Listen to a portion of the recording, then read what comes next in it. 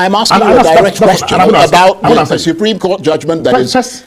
Your point is that this governor, following the verdict of the Supreme Court, attempted to now regularize the state body by presenting to the assembly, and in your words, he was knocked out.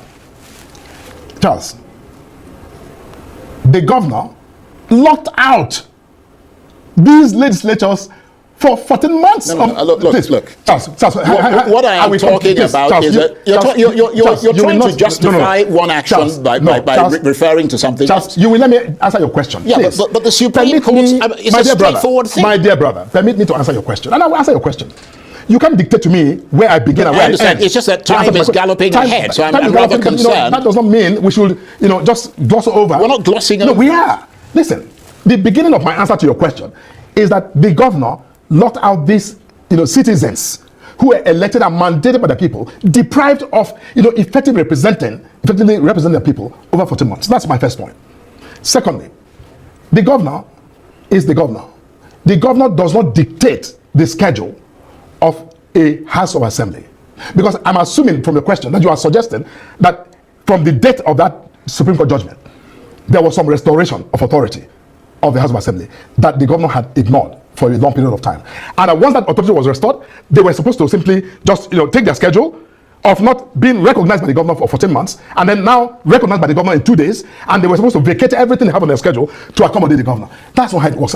The legislature is a legitimate elected House of Assembly imbued with authority to legislate for the good governance of the but you can make the same argument. The governor cannot just come and say, the governor had to take an accommodation by the legislature of a schedule based on their rules and based on their schedule. Look, it's not a it is not a straightforward. It's a very murky thing. The simple reason being that the members of the State Assembly declared themselves to have defected to another party over a protracted period of time. In the Constitution. So whether or not you go into the legality of their defection, they declared themselves. You raise an issue that is also misleading. Please. Misleading a lot of commentaries on this, and I must address it. It's critical.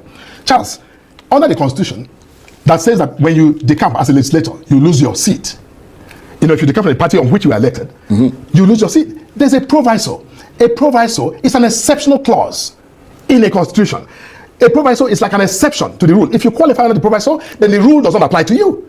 So the rule says if you decamped for reasons of division or of factionalization in your party on the platform of which you were elected, the Constitution says you are not liable to the general rule of forfeiting your seat. And the question as to whether or not a legislator has forfeited his seat is actually a matter for adjudication. Charles, please, just 1 second. Okay, very briefly, because we're running out of time. I don't want to lose this. Thank you. If I say that momentum, I'm a legislator and I've decamped, and I say I decamp because of division in my party, a civil dispute has arisen that can only be adjudicated by the courts.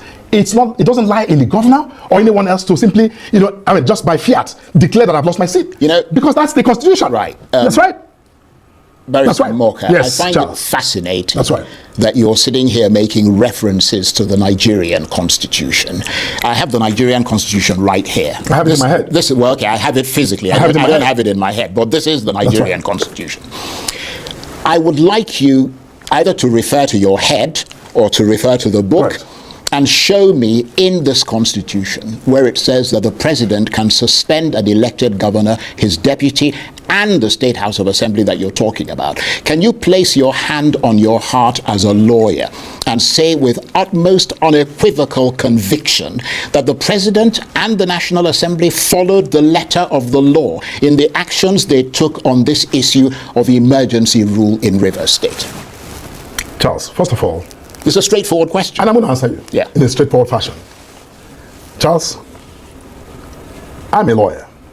And I think I was well trained. I was trained by the best, quite frankly. Well, you're certainly very articulate. Thank you. Thank you very much. But whether or not you're but Charles, the question you asked me, moving and bending things is another story.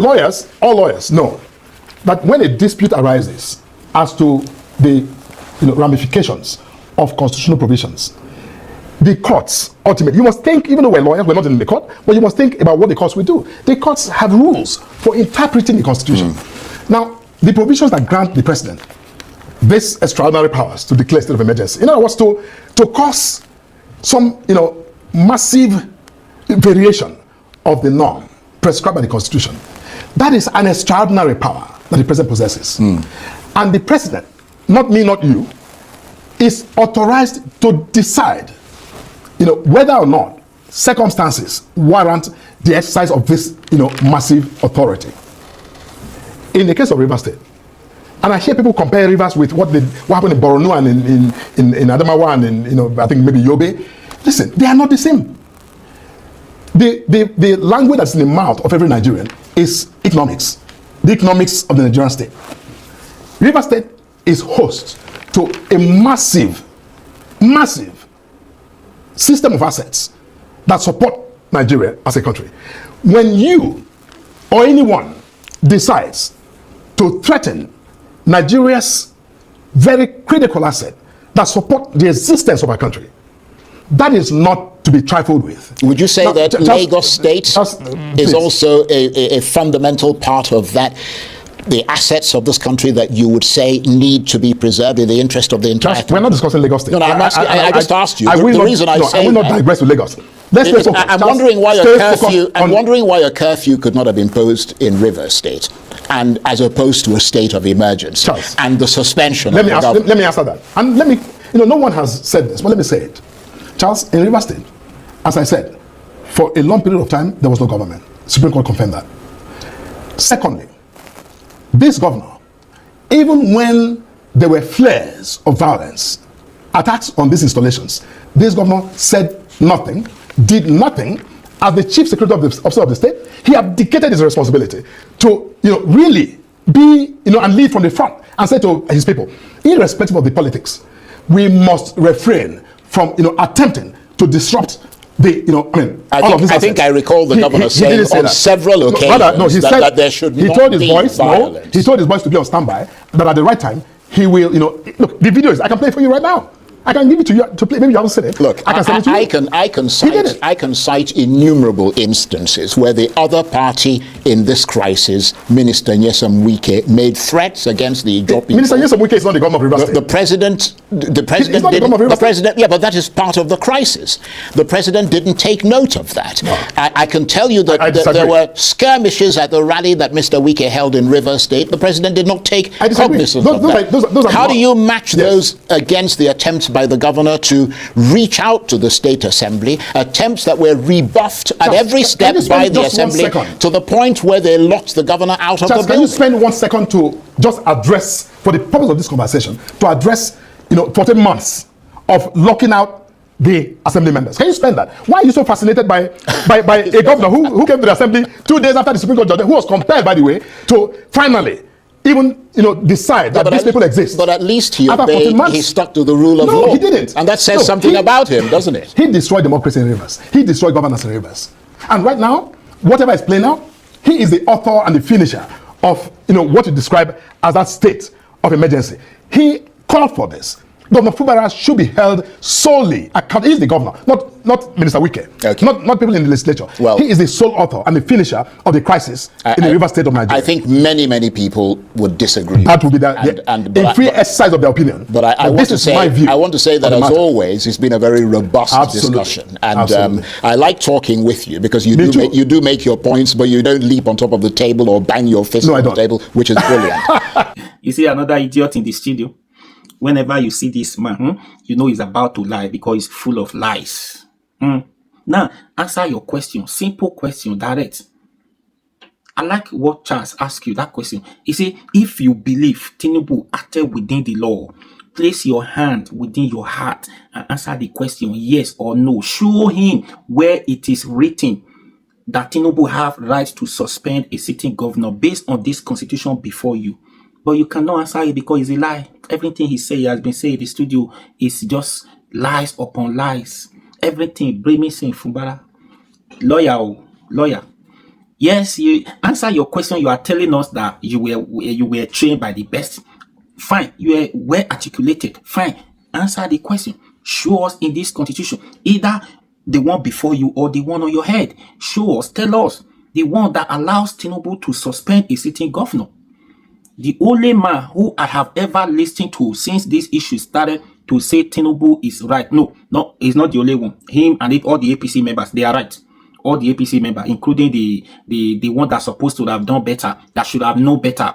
Fagbe, me, Attorney General, that should have known better. The Attorney General of a country,